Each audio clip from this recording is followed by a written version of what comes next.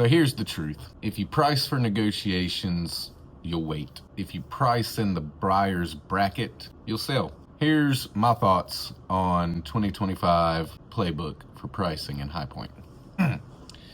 10K can make the difference in one way or the other as to whether or not you're going to sit or you're going to sell. I know it's not a small sum, but in the marketplace, it's going to be a dramatic difference. So this video is intended for anybody in the Triad that's thinking about selling, and it's some things to think about when you're looking at pricing and some strategy behind some ways that you can go about doing it. So let's talk about the buyer's bracket first. I don't know if anybody's ever been on Realtor.com, Zillow.com, any of the search platforms, but they're always broken up into big, large, round numbers. You cannot search from, example, 249.9 to 63.49.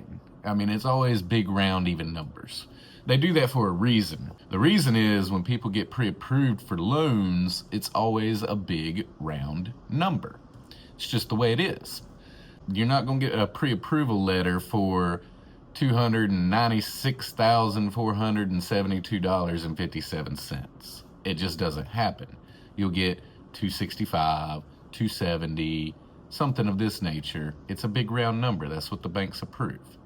And so when somebody gets pre-approved and they get online and start putting in searches, they typically use whatever their pre-approval number is as the top of their price bracket, meaning the search engine is not allowed to show them properties that are priced even $1 more than their limit. So a good example, let's say you're pre-approved for 300. Well, maybe they put in, show me all houses from 275 to 300. Okay, great. It's not going to show you anything that's listed at 305. It's not going to show you anything that's listed at 301. And it's also not going to show you anything that's listed at 249. It's going to show you exactly what you entered into the search platform. Now, here's something to think about. That person that listed at 305, do you think they might have been willing to negotiate $5,000 to get the deal done? Maybe. Here's the problem.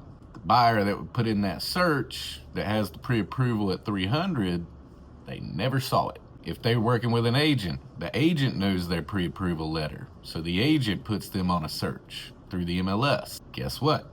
They never saw that listing. It never popped up on the agent's radar. It never popped up on the buyer's radar. You missed out over that $5,000 chunk.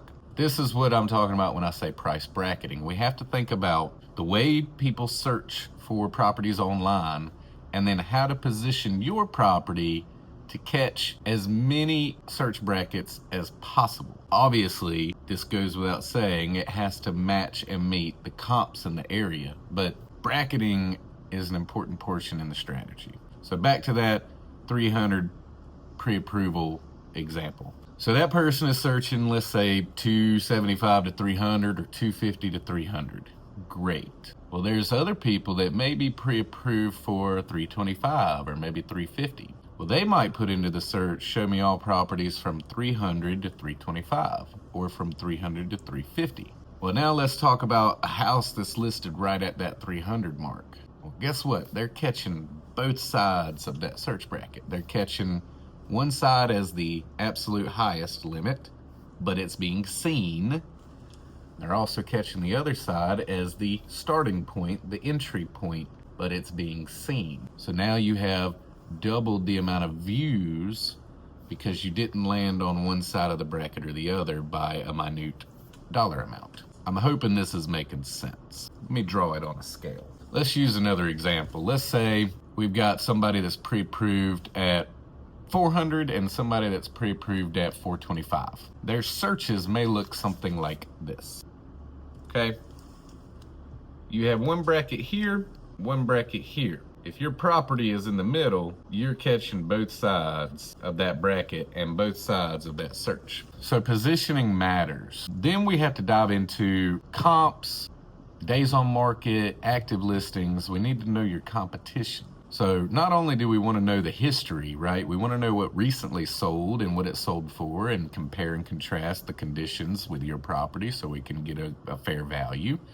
But then we want to know what your active competition is, because once we put you on market, you're not the only person that's going to show up in the search brackets, more than likely.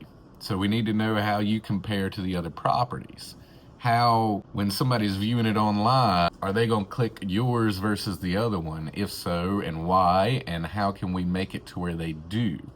Then on top of that, once they visit the place, is yours going to show better than the other one? Whatever the case may be. Maybe you have more upgrades and updates. Awesome. That's an easy one.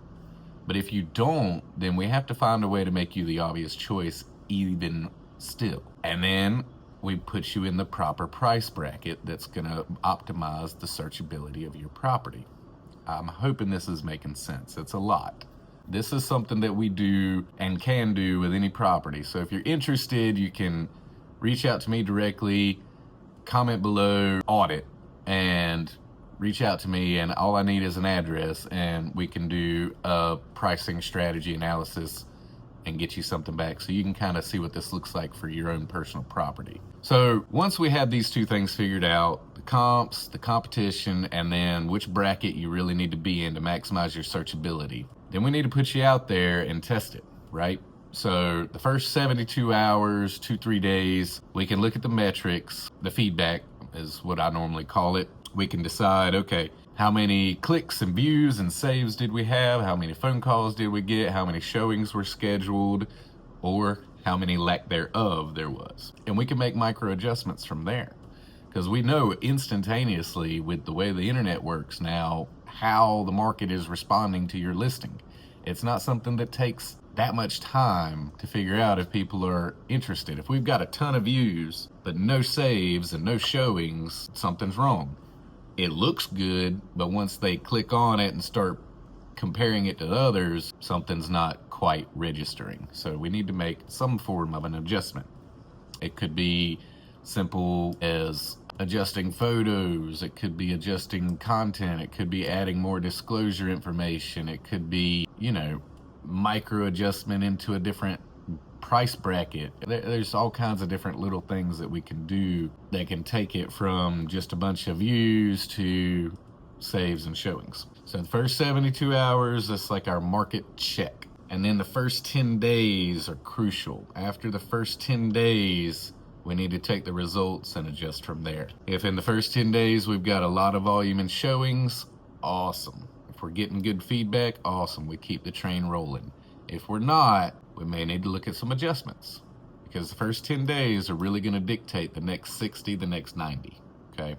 Now things are moving slower in the Triad than they have been over the last couple of years during the feeding frenzy and COVID. But that doesn't mean they're not moving. It just means that people are being more particular about making sure that the property they're getting into meets their criterias, meets their budgets, meets the area, and they're actually taking their time to do healthy research, which is not a bad thing.